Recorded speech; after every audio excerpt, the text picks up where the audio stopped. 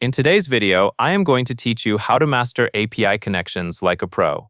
We are going to do this inside Airtable, using the builder tools that Airtable provides for creating secure connections. Start by opening your browser and going to Airtable.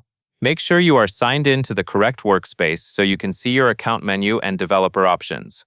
Once you are on the Airtable home screen, look to the top area of the page for the small account icon that shows your profile.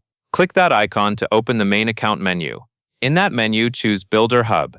This is where Airtable groups tools meant for building, extending, and connecting your bases to other apps. Inside Builder Hub, find and select Personal Access Tokens. Personal access tokens are used when you want an API connection that is tied to your account, with specific permissions you control. On the Personal Access Tokens page, click Create Token. This begins the setup for a new token, where you define exactly what it can access.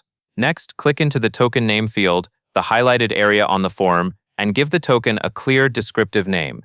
Use a name that reminds you what system or workflow it is for. Keeping names organized makes it much easier to rotate or revoke tokens later. Now click Add a Scope.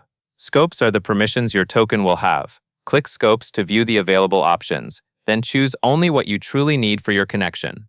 The best practice is least privilege, meaning you only grant the minimum access required for the integration to work. After you set scopes, click Add a Base. This limits the token to specific bases instead of everything you have. Select the base that your integration should interact with, and avoid selecting extra bases unless they are required.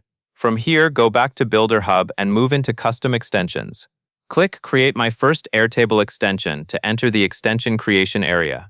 Extensions are useful when you want custom tools inside Airtable that can interact with data and services. Next, click Secrets. Secrets let you store sensitive values securely for extensions, instead of hard-coding them. Then click OAuth Integrations. And finally, click Managed Apps. This is where Airtable organizes OAuth-based connections that are managed and approved for use.